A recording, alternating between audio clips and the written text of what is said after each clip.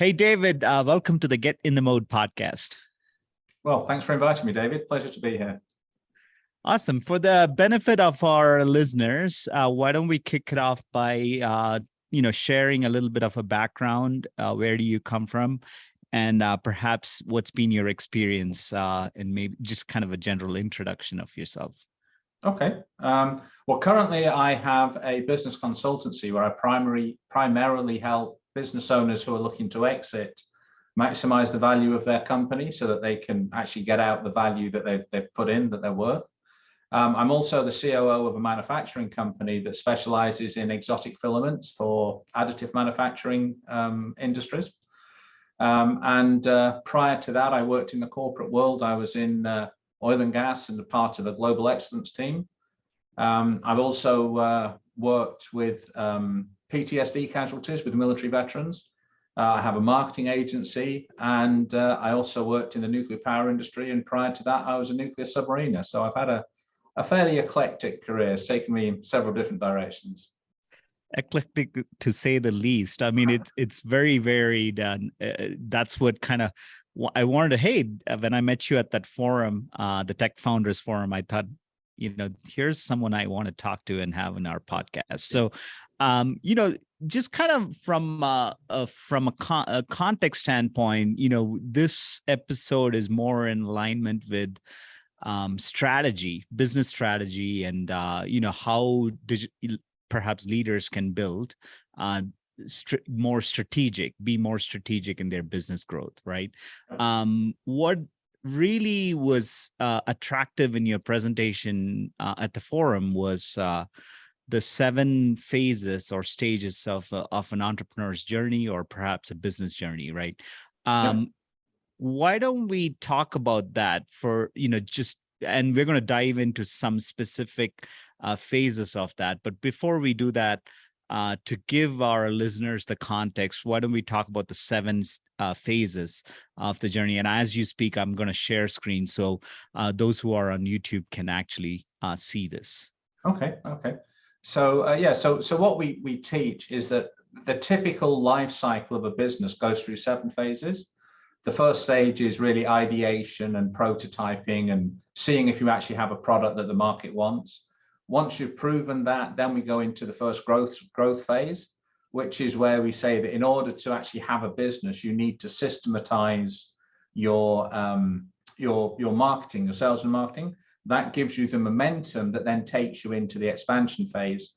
And one of the things we find with a lot of businesses, they get their growth, they get their marketing sorted out, but they don't systematize the back office, the back end. So actually they've got a lot of opportunities, but they form their own bottleneck because they can't service all the opportunities. So the first 2 things we say to a business is they must have a predictable growth engine. They must systematize the back office, so the business operating system. At that point, we say, okay, that's a scalable business. And if it's scalable, you could actually sell the business at that point. Prior to that, the business would be considered to be very much owner-centric. It's very tribal. So, if you as the business owner tried to sell, you would get very, very low value, if anything, because the business revolves around you. So you have to systematize. You have to have these procedures in order to leave value in the business when you yourself exit. So that's when we say a business is scalable. And that's the first point when a business really could be considered for sale.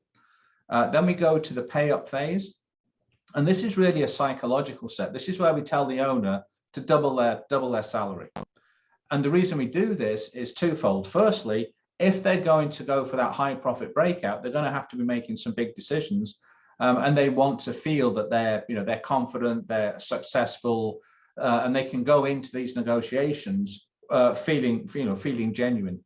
The other thing it gives them the discipline of actually going through their business with a fine tooth comb and saying, okay, where are my golden nuggets? Where are their profit centers that I'm not exploiting?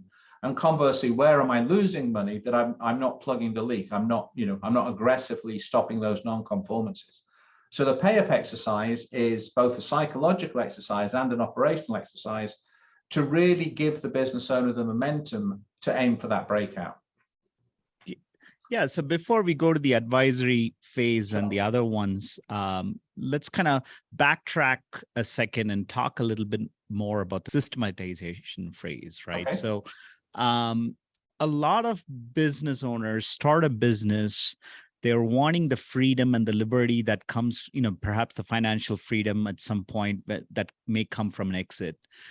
And then they realize they've traded their 40-hour a week job for a 60-hour week or an 80-hour week business Sure. that is Yeah. keeping them on a treadmill, right? So, and that's kind Absolutely. of rightfully pointed out in your flat line, and Yep. then they kind of burn out, become legacy, become zombies, and you know Yep. slowly die, right?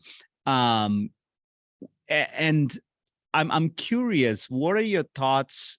When is it right to systematize? When do you reach, what's sort of like the criteria to say, yes, I've entered this phase to start systematizing things and operate with a Sure. business operating model? Yeah, it's a fundamental mindset change. I mean, the reality is 88% of small businesses have less than 20 employees. So with less than 20 people as a business owner, you can operate in that tribal mode. You know everybody by first name, you know their families, you can communicate on a daily basis. The psychologists tell us we can typically hold a good relationship with about 25 people at any time. So you can run your business in that tribal mode. But then you have all these inefficiencies that you never see because you've never taken the spotlight to them. You've never tried to define what you're doing. So we would recommend as soon as you have any idea or any thought that you really want to sell, then you need to go through the process. The first part is the predictable growth engine, because most business owners actually don't know how they get clients. They come in, they sell stuff to them. But if I said to a business owner, show me your step-by-step process to bring in clients, they couldn't do it. It just sort of Right. happens around them. So the first systematization is what we call the predictable growth engine. And actually that's based on the psychology of human intimacy. It's a very sophisticated tool, but it's an 8-step process that leverages human intimacy to create that nurturing relationship based on the understanding that all buying decisions are triggered in the emotional center of the brain. So whether you're selling B2B or B2C, it's irrelevant. Ultimately, your marketing is H to H, human to human, and the person who is going to make the decision to buy your product or service is a human being, and that decision is triggered in the emotional center of that human being's brain. So one of the common mistakes we see, especially most people say they realize I've got to be online, I've got to have some sort of online presence. As soon as they do that, they go after shiny object syndrome, they sell to the latest tactic or tool. They don't have a strategy. And so we say, well, they're selling to the screen. They're not selling to the human being behind the screen. And so Right. this is why we say the first thing is systematize your sales and marketing. Then once you've done that and you have a repeatable process, then systematize the back office functions so you don't have those hidden bottlenecks that stop you growing. Yeah. So, in other words, what you're saying is sort of like you have a prototype and you've now, perhaps you've got 3 or 4 customers. Perhaps you have what you're talking about as a predictable growth engine is to be able to have a predictable way to sell that minimum viable product or whatever has been developed as the prototype, to continuously be able to sell that on a predictable basis. You're able to get in front of your best fit customers. Yep. And you're a natural fit for them, right? And that's kind of an entry point for you to say, okay, now I need to systematize. And you may use a framework like EOS. There's plenty of others Sure. to implement certain operation procedures and delivery procedures and processes and things like that.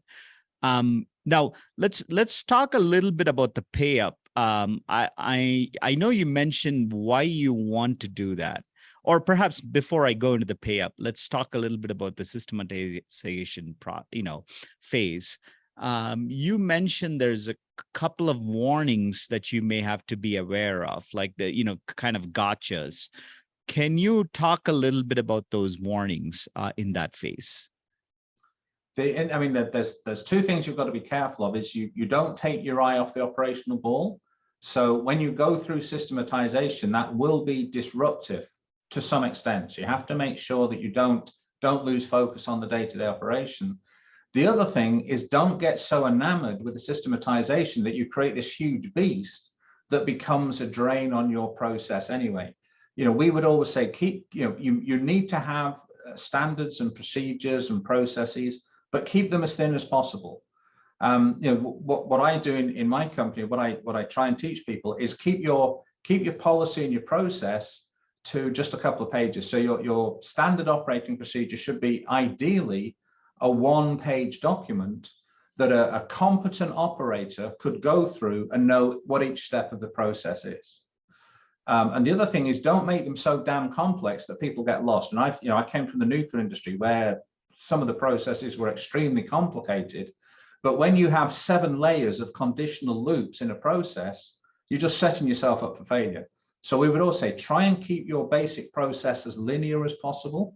And then if you need to go into a lot of detail, create a sub-document that you can refer to if you need it. But ideally, 1 or 2 pages, and this is where the discipline comes. You need to break your business process down into bite-sized chunks that you can describe in a 1 or 2 page document, a linear process that then you can give to any qualified individual. Okay, go and do this process, and they've got enough understanding of your business that they can tick that off. So the one extreme is having no process. The other extreme is becoming hidebound and freezing up the business because you've just gone so detailed, nobody has flexibility. Yeah, I mean, it kind of like you start creating red tape and bureaucracy. I'm curious, when is it too far? What are the signs that you're going too far with your SOPs and things like that? I would say when the staff complain more than normal. Nobody wants to write this stuff down, especially techies, especially engineers. I mean, in the manufacturing company I'm in, they're all currently running around building another production line. So for me to get them to systematize the process is a fool's errand. I've got to wait till they finish playing with the new hardware. Then I can corral the engine and say, right, okay, we've got the hardware. Now let's write down how we're going to use it. So, especially in the technical environment, people don't want to do all this writing, and it's a discipline that we have to have. But too much is when people are focusing on the document and you're finding that what is the purpose? The purpose is to create product, sell product, and make revenue and profit for the company. And if that is tailing off, then you've gone too far the other way. And then the other thing is, if you act now, people may see this as being a bad sign, but it's actually not. If you see an increase in non-conformance costs, that's actually initially a good sign, because they were probably there already. Yeah. But they were hidden. You never expose them. So now by proceduralizing, a business owner, if you said, hey, do you realize you're running at 12% non-conformance cost, and that's 12% of your revenue that's coming straight off your bottom line. It's just killing your profit margin. They're going to, oh, this is terrible. What have we done? Well, you probably haven't done anything. You probably already had, and I can give you an example actually, but you've already had that. That's been embedded in your current way of working. But now, because you're systematizing, you're exposing it. So rather than freak out and say, oh, it's terrible, we've just created this 12% loss. No, you haven't. You already had that. You've exposed it, and now you've got to fix it and get rid of it. Yeah, I mean, I'm curious in terms of these processes too. How much of this can be enforced digitally? Like, what are your thoughts on using certain digital tools like CRM, training, LMS software, learning management systems and things like that? What are your thoughts on that? Absolutely, you should use them. Absolutely, you should. But my recommendation is, don't go straight to the tool first. And I'll give you an example. In one of my roles after I left the nuclear industry, I was doing corporate crisis management. And I was working with a C team of one of the very large retailers up in Canada. And we had been commissioned to do their risk assessment, write their plans and procedures. So we trained at the local level, at the store level, at the distribution, and eventually we were training the C team. Now, the C team were very, very difficult to get hold of, to get together for training and an exercise. But we managed to get a half day. We had a half day training session with them and then a half day tabletop exercise. Because they hadn't participated in any of the development work, it was completely new to them. So when we gave them their procedures and we gave them the documentation, okay, so we did the training, said this is how it works, this is your roles, this is what your objectives are, this is how we share information. When we put them into the tabletop exercise, it completely froze up because they had all these documents in front of them, but they didn't understand what the documents were intended to do. And it's even worse if you go straight for an online tool, because all you have is a screen with spaces to write numbers or information that's coming. So we would always recommend do a paper exercise first, actually physically map out the process, map out the workflow, identify again with the lowest level operator, what is it that you need at this step in the process to be successful. And we have the mantra, your job is to set the next person up for success. We've always heard about, in the corporate world, people are always setting each other up. Well, yeah, we promote that, but we set each other up for success. So as you finish your step in the process, you want the handoff to the next person or the next operation to firstly be as seamless as possible, as automated as possible, but also setting that person up or that next step in the process, set them up for success. And you can only do that when you have people who know what they're doing, and you can actually physically, we're tactile beings, we operate physically. So, even just passing a piece of paper, this is the route for this process. It's now come to my desk. I've got all the information I need. I can do my process, and now I can pass it on. So a paper exercise like that is worth its weight in gold, rather than just going to, hey, we just bought this great software, we're going to fill in some numbers, and the business is going to magically run itself. It doesn't work like that. Yeah, I mean, it's software and systems are not magic bullets, silver bullets to solve all the problems you may have within, laying out the initial foundation of the process. And you said in a tactile manner is going to be vitally important. Let's talk about the advisory board phase. First, I'd like to give you an overview of what that phase is. And then I have more questions about advisors and whatnot. But maybe let's kind of why don't you expand and give an overview of that phase? Sure. So let me just step back. So we talked about the pay up phase. That's when the business is flatlining, and all businesses flatline.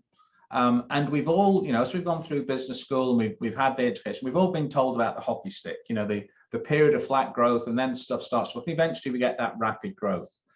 There's been some research recently by McKinsey and Company that said that the hockey stick model is actually seriously flawed, because businesses typically don't achieve that hockey stick growth. They bounce along, it doesn't work. They say, hey, this year's strategic plan didn't work, we're going to replan for next year, and we try again and we try again.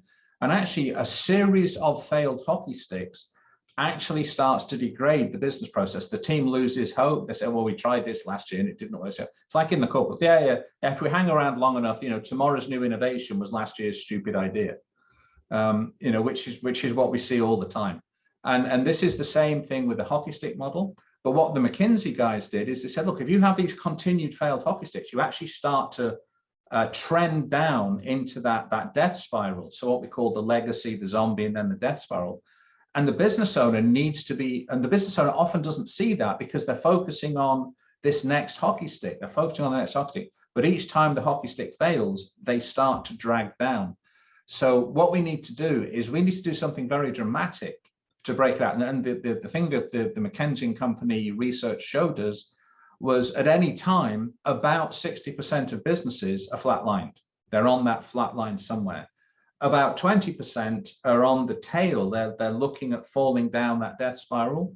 And about 20% are somewhere in that breakout phase, which again is, if you think about it, that's just the Pareto analysis on its head. 20% of businesses are growing, 20% of businesses are declining. So it's just a rephrasing of Pareto. But that's the reality. If you want to avoid the getting sucked into the death spiral, you have to be pushing yourself into that 20% of the breakout. And that needs some serious action. And this is where the advisory board comes in. If you really want to go for a very high value exit, including M&As in your exit strategy. So we teach that instead of working on the business, so you've obviously heard of, the initial phrase, as you said, we start a business, 60% of people who start a business have this vision that one day they can sell it and that will pay for their retirement and the legacy for their family. But but then they get sucked into the day-to-day operations. So instead of working 40 hours for someone else, they're working 60 hours for themselves so they can have a job that pays half of what they would have done working for someone Exactly. else. So that's working in the business. Michael Gerber, when he wrote the email, said, no, we need to work on the business. As the business owner, our job is to build the business, and we get someone else to work in the business. We actually take this to the next level and say, that's great for creating a single business, but it's not ideal for optimizing for exit. You need to work over the business. You need to take that 30,000 foot view and look at the business as a whole series of interconnected profit and cost centers. And then in your preparation for the high value exit, you want to maximize your profit centers, reduce your costs to the absolute minimum, and where possible, turn your cost centers into new profit centers. And then you can create even more revenue. So one of the exercises we do is what's called the E to P exercise, expense to profit. List your top 7 expense items and see if there's a way you can in-house that expense. So for example, if you're spending a lot on a marketing agency, can you buy the agency? The profit then stays within the consortium, but now you've got more control over your product, over your marketing, and it's not a cost center, it's a profit center. Similarly, if you look at your value chain, if you have a supplier who is critical to you, so there's 2 reasons you would look at buying a supplier. Firstly, if they fail, you're in real trouble. But secondly, there are major costs. So if you have a supplier that's critical to you, it might make sense to actually buy that supplier, and then you expand and you buy the supply chain. And then the other logical thing to buy is underperforming competitors, because they will have clients who are a good fit for you, who you can maximize your value. But if they're underperforming, you can buy them at a knockdown price, bring that client into your portfolio, and then maximize the average customer value because you've optimized your process. So all of that would be a precursor to getting an advisory board. And so if you're going to go for that high value exit where you're going into the M&A space, you're going to be making some big decisions. You're going to be making some, long-term, high profit, potentially risky decisions. And it's the old adage: if you want to go fast, go alone. If you want to go far, build a team. So we recommend, and this doesn't have to be a formal board of directors, but it's a group of people who have business experience, who you can trust, who are willing to work with you, whether it's because you're friends or because you've got similar interests or because you're paying them some sort of stipend, but people who are going to be your sounding board. And we always recommend, as the business owner, you should retain the ultimate decision-making authority, but the advisory board is giving you that sober second opinion. They're giving you their ideas. And so we recommend collaborative decision-making rather than pure autocratic decision-making. Yeah, I mean, let's talk about the decision-making process. You in your presentation, you laid out, I think, 4 different types of decision-making. And perhaps if you can point out the flaws in each, and, perhaps maybe there's some advantages to having just a single person, like you said, if you want to go fast, go alone, as the old adage. I'm curious to hear about the different types of decisions, Okay. In your presentation.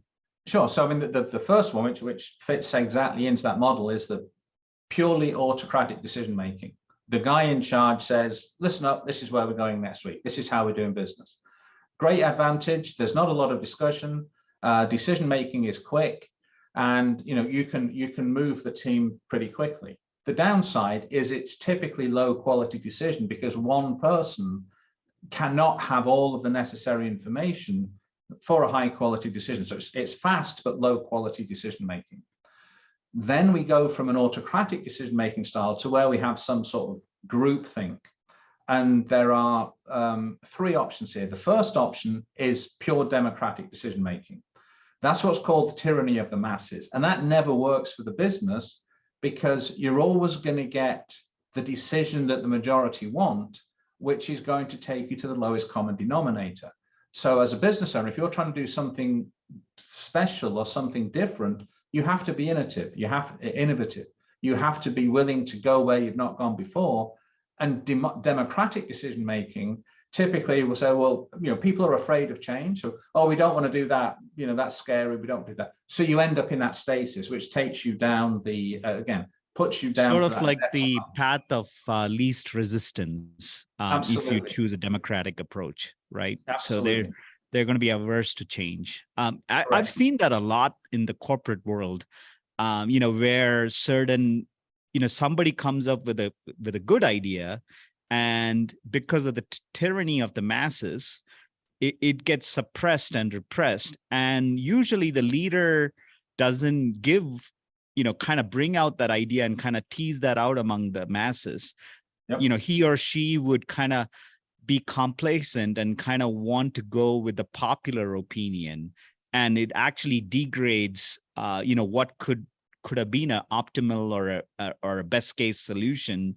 It gets downgraded, so to speak, because of those. I've seen this happen in real environments. Yeah, I'm sorry to interrupt. Continue. No, that's fine. No, and that's it. And that refers back again to some of the research from McKinsey and Company that I'll come back to later. The third form of collaborative decision making is decision by committee. That is absolutely the worst course, because in a committee, everybody has to, in a democracy, the majority wins. So you can have a minority of people that are not happy, but you had a majority decision. When you're making decision by committee, everybody has a stake. Everybody's a stakeholder. Everybody wants their piece of the pie. So then the decision making there's so much compromise. There's so much political horse trading. Even in the corporate world, we have all of this corporate politics. The decisions are always flawed. They're always trying to meet the needs of everybody, and you never get a quality decision that works for anybody. So, it's in the sales and marketing, we say, if you try and market to everybody, you sell to nobody. In the decision-making process, if you try and please everybody, you'll satisfy nobody. It just doesn't work. I mean, even in political centers, decision-making by committee is really just a smokescreen to protect the guilty from the crimes that we know they've committed, but we haven't caught them yet. So committee-based decision, especially in a business environment, really doesn't work. And then the last form is what we recommend, the collaborative decision making. You have the decision maker, who is the business owner or the responsible person. They have a team of people who they trust to get the information to present. So they could be subject matter experts, they could be business advisors, they could be advisory board, but the business owner, the decision maker, trusts the input from this group of people, but they make the final decision. Now, the reason that's important is the other part of the McKinsey and Company research said, if you do what they call peanut butter resource allocation, you will never achieve a breakout. And they said, if you look at it, when a business tries to grow the whole business, and we typically say, well, our goal is to grow at a rate of, twice the market rate, or, we have a growth target of 10% compounded annually across the whole business. That really doesn't work. And what the McKinsey guys said is, if you want to get a breakout, what you need to do is look at your moonshot projects. Look at those projects that you can really put the resources in, put the focus on. They're going to take the business in that way. So a lot of the business functions will be flatlined. They'll just be ticking over. So maybe your shared services business is a business. It's basically running at zero profit. It's a cost center, but it's there. It's providing value. It saves you money if you're going through the M&A process, but it's never going to be something that's going to give you that huge breakout. But then if you look at, you may have a new product, or you may have a new territory, or you may have a new go-to-market strategy. That's the sort of thing where you can put the resources on to deliver. And the other thing we teach is, if you want to turn a business around, you have to change the way that you implement things. I think it was 71% of strategic projects fail, not because the strategy was wrong, but because the implementation was ineffective. I always teach my clients, if you don't do anything else, get the book, The 4 Disciplines of Execution. It's from the Covey Institute. Implement that, and you take yourself out of that, that risk of 70% of project failure, and immediately put yourself into the 30% of project success, because it's literally a disciplined process to make sure that the important but not urgent tasks, those that you need to get the breakout, actually get done. Because otherwise we just get sucked back into the daily noise and the strategic work doesn't get done. Yeah, so there's a couple of things that I want to point out from what you said. It's packed, by the way. But the first thing is, within your business, you may think, if you're the business owner, you may think this is our bread and butter. This is the money making profit center.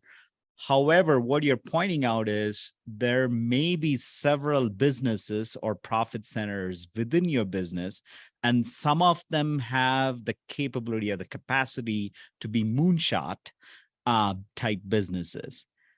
Number one, advisors can help you point that out because they're kind of have an outsider perspective. They bring in a fresh pair of eyes. So that's the value of having advisors on your team. Number two, you're kind of sort of pointing out from a strategy standpoint, understanding what those moonshot businesses within your businesses are, even though you may have table stakes and, bread and butter type profit centers, there may be other ones that really have the potential to take off. And you would want to focus your attention and strategy on executing that.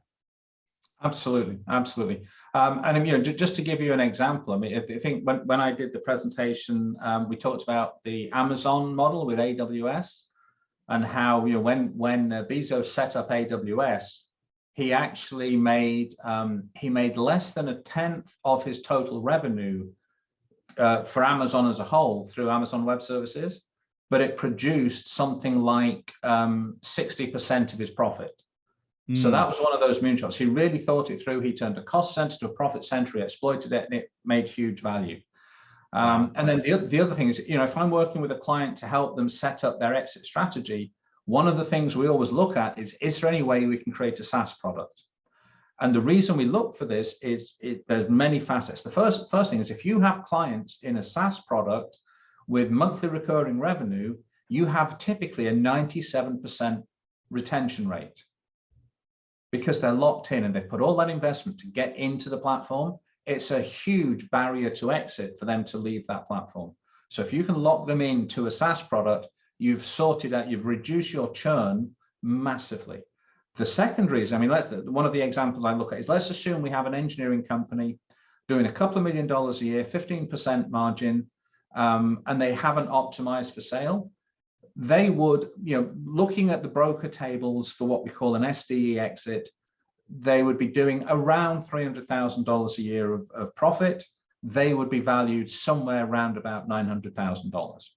If we can take them through the process where they qualify for what we call an EBITDA valuation with professional management, for an engineering company, they would get, on average, they would get a 12x multiplier. So their value goes from 900K to 3.6 million, because they have professionalized and because they are now have a much more viable product in the marketplace. But if we can take so let's say they have an in-house software that they've developed for some function. If they can take that software and turn it into a SaaS product and commercialize it, that SaaS product would have, when they come to sell, a SaaS product typically has an average multiplier of around about 30x. So it's a good 2.5 times more valuable than the business as a whole. Even more importantly, instead of having the company that's running at 15% margin, a SaaS product should be giving you 80 to 90% margin. So not only is it 2.5 times more valuable in the eyes of the buyer, it's 4 or 5 times more valuable in the level of profitability.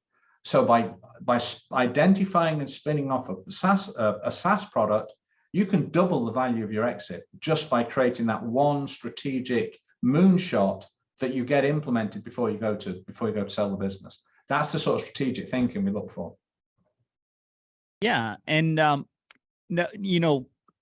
from a customer journey standpoint, I'm kind of shifting here a little bit from decision making and advisors. So customer journey. In the second part of your presentation, you talk about social proof. Tell us why it matters in this age. And perhaps you can also talk a little bit about personal branding. How does that matter? Okay, so so social proof is still one of the most powerful modifiers of human behavior. Okay, so we said that the buying decision is always made in the emotional center of the brain, and our tribal programming is, if something goes wrong, and you've seen this on the highway, there's a wreck on the highway, everybody slows down. We are subconsciously wired to rubberneck and say, that guy just got into a wreck. What did he do? Because I want to learn, so I don't do that myself. Not that we Right. ever learn. That's the way we're wired. So social proof is, if we see people who are successful, we are programmed to say, hey, that guy made the decision. It seemed to work for him. We are lazy, so I'm just going to copy his decision. And the other thing with social proof is, if you want to really have impact, the social proof must come from somebody who has an authority or a credibility position. And ideally, it should be a video. And some of the research says that a short video testimonial has 14 times more impact than than a plain text testimonial. Because we hear, and it's the old adage, when you're public speaking, 7% of the impact comes from the words, 23% of the impact comes from the tone, but 70% comes from the body language. Right. So if you can get somebody on video who is speaking confidently and positively about your business, that is much more powerful than one of those little text boxes that you see. And the other thing, there was some research done, it was about 10 years ago now, I think. It was an air conditioning company, and it was one of the universities, they put hangers on people's doors saying, hey, we're going to be coming in to offer you air conditioning. And each of the hangars had a different reason for why the homeowner should upgrade to this new air conditioning system. One of the reasons was it was environmentally conscious. The second reason was it would save them money. And the third reason was that 70% of the people in their neighborhood had already agreed to upgrade to that new system. Now, everybody was surveyed before they were given the hanger, and they all said, yes, we're environmentally conscious. We want to save, so they self-selected that they were environmentally conscious and they wanted to save money. But the door hanger that had the most impact for getting the sale was the one that said 70% of the people in your subdivision have already planned to upgrade to this new system. So although they said, I'm environmentally conscious, I want to save money, it was the social proof that actually had the most impact in getting them to make that buying decision. Right. Tell me the impact or the significance of social proof when it comes to personal branding. I mean, does that matter at all for, consultant or, somebody who's personally producing any kind of content? Yeah, I mean, content, absolutely. I mean, we were talking earlier about content. Ryan Dice, who's the CEO of Digital Marketer, recently came out with a statement that paid media is dead. Content is the only way now to get an audience, to get attraction. And the thing is with the content, so here's a dichotomy. Okay. There's so much junk being produced now on the internet.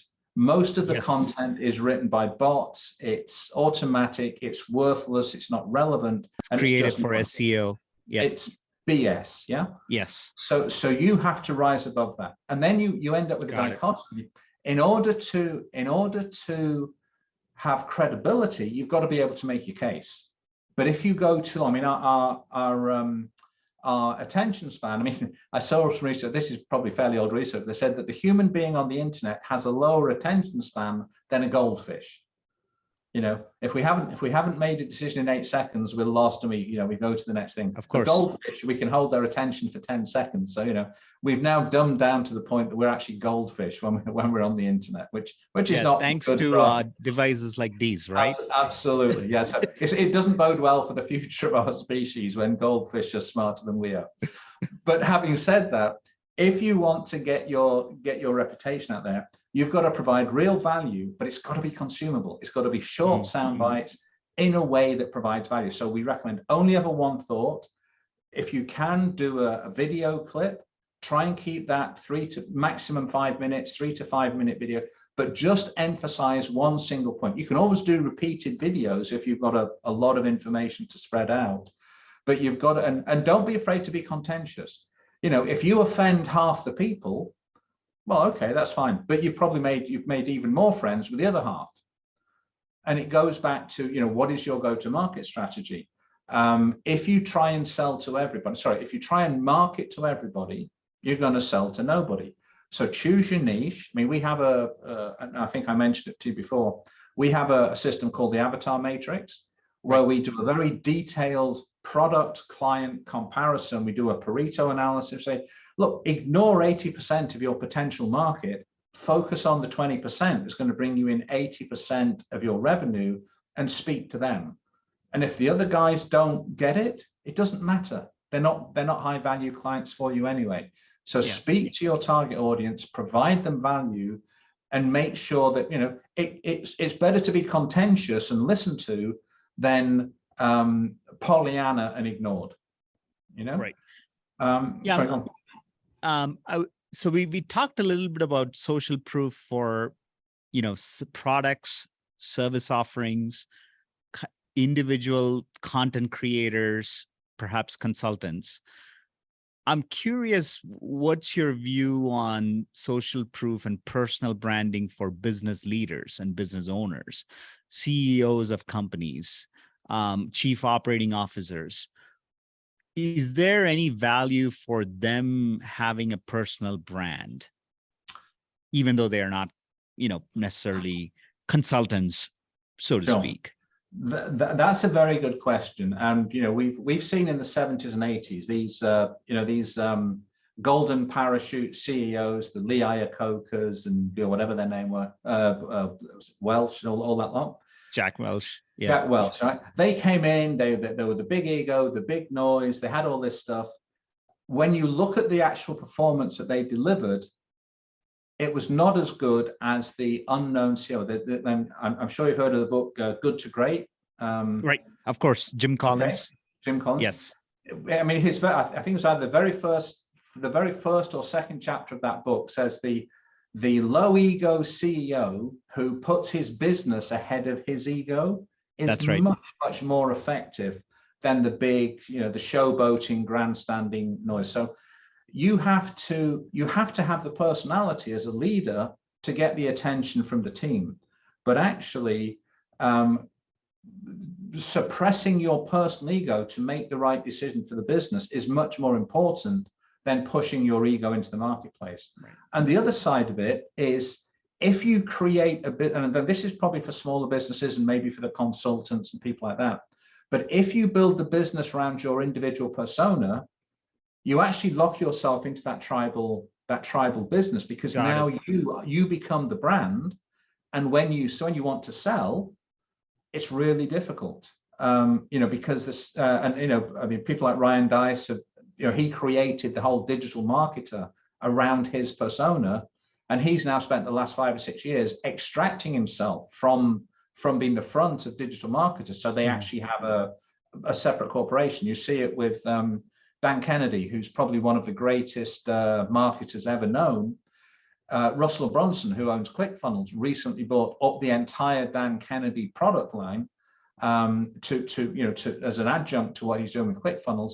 But still, Dan Kennedy is there as the voice of the brand. So you've got to be very, very careful. If you're going for a personality-led brand, it's a quick way to get recognition, but you can create a lot of problems down the road if you want to exit or sell. So I would be, you know, yes, you need the personality to be a strong leader, but you shouldn't let your ego get in front of the company.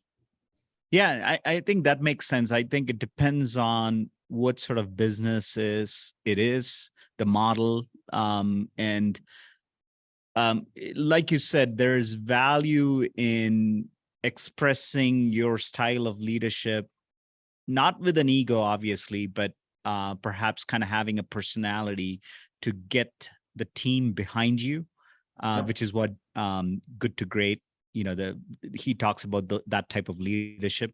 And, you know, I think Simon Sinek, you know, Find Your Why, sort of like getting people behind you is going to be important. So I think there's that aspect of personal branding. And what you're also saying is it's sort of like a double-edged sword where you have to be careful that your business is not just you. And unless that's your model, right?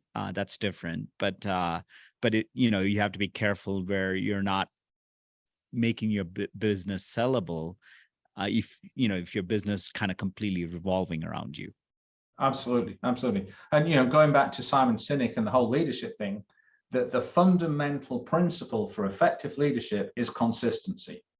And if you are inconsistent, you're going to destabilize the team. You know, if one day you come in and you're happiness and sweetness and light, and the next day you come in the office and you're like thunder and don't want to speak to anybody and slam the door behind you, you are going to, you know, you are going to lose the team. They're not going to want to approach you because they never know what's expecting. So, you know, if you take a hard-nosed approach, say, hey guys, you know, listen up, we're here to make money. That's the focus of the business. We drive, focus, focus, focus. As long as you're consistent to that, people can accept that. They know how to handle it. If you take a softer approach, then fine, that's another approach. But as long as you're consistent, the worst thing you can do is flip-flop from one style to another, because then you just lose the team, you leave the team behind, and you're never going to get the results you want. We're kind of at the end of our discussion here. 3 rapid fire questions for you. You don't have to think about this much. You know, you're a well-groomed gentleman. What are your what are your hobbies? Hobbies. Okay. I Yes. have recently fallen in love with Argentinian tango.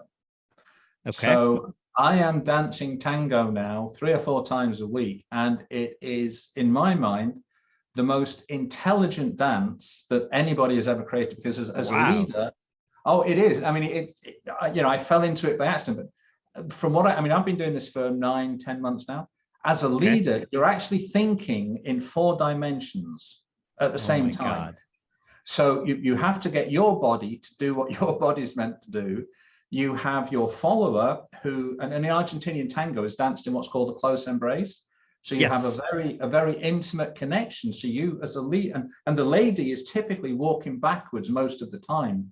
So you Right. have to be responsible for her safety, because if you drive her into the heels of the person behind her, she is not going to be happy with you.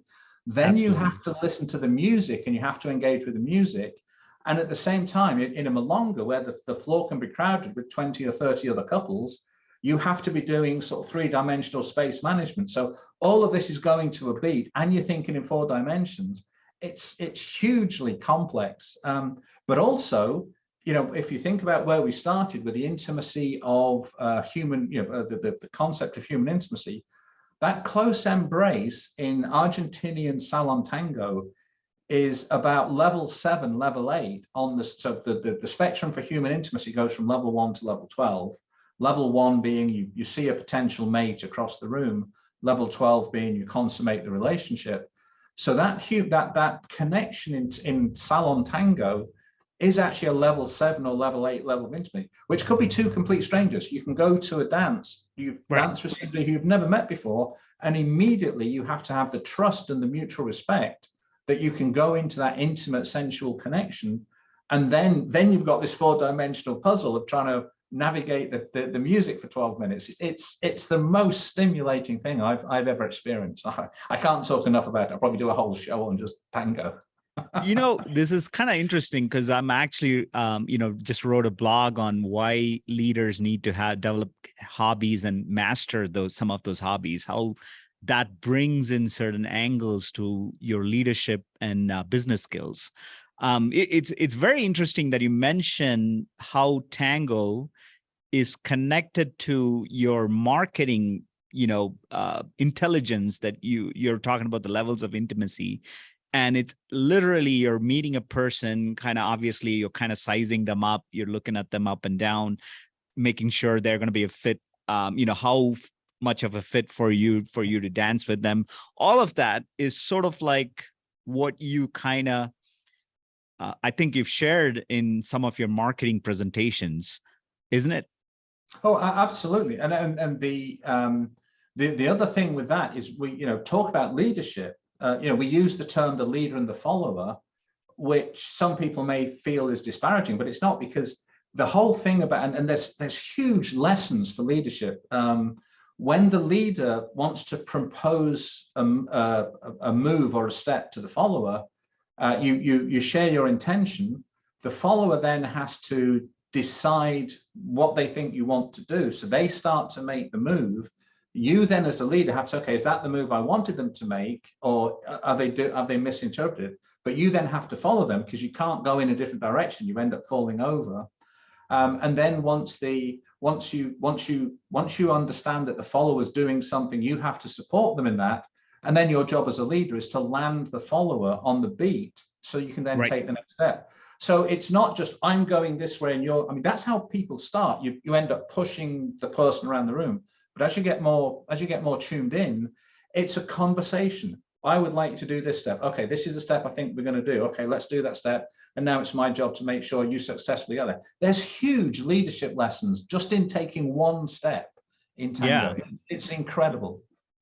We've made a connection between Tango and leadership, which is amazing, which is exactly what hobbies, mastering them, can do. So this kind of brings up imagery of the movie Scent of a Woman. I don't know if it's even Argentinian tango, what Al Pacino does in that movie. Would you consider that? It's slightly stylized. I mean, there are, whenever you talk tango, you arouse passion. So there's American standard tango, there's Argentinian tango. Within Argentinian tango, there's probably 8 or 9 different styles. So what Al Pacino did was a bit of a hybrid, but sure. That idea of having a follower who trusts you to then navigate them around. And I say that they put huge trust in you, because most of the time, and again, because of the connection, 90% of the ladies dance with their eyes closed. So they're dancing backwards with their eyes closed, and you're driving them through this mayhem of 20 other couples all spinning round. It's an incredible trust exercise. Yeah, and I think it creates a beautiful scene. Just watch that bit on, people can look it up on YouTube. Now, since we talked about, we got into movies, what's your favorite movie? Oh, I'm going to go back to my heritage. It's got to be Das Boot. Okay. Now, if you want to be really self-flagellating, you watch the full 8 hours in German. And that really does take discipline. But the 2 hour version, it's probably, in my mind, the most realistic, dramatic wartime submarine movie ever made. If you want to get a feel for life in a submarine, watch Das Boot. It is an incredibly powerful movie. Do you remember the director at all, by any chance? No, and I think Jürgen Prochnow was the star. I can't remember who was the director. Okay. Yeah, but it's a movie I haven't watched, but I'm a movie buff, so I do enjoy watching movies. Last question. Okay. We see books in the background.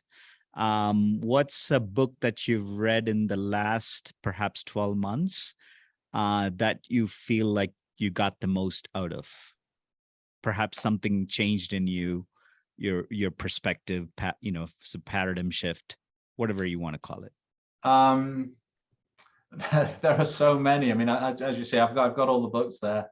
The book that's had the biggest effect on me, I always go back. I mean, in the last 12 months or so. Yeah, it doesn't have to be from in your lifetime. J. Abrams, getting everything from what you've got. I mean, J. Abrams is one of my absolute stars. He's a mentor in one of the mastermind groups I'm in. He just gets how business is done. And a lot of what he teaches, there are only 3 ways to grow a business. And I think I mentioned this on the conference, was the profit Parthenon, having multiple profit streams.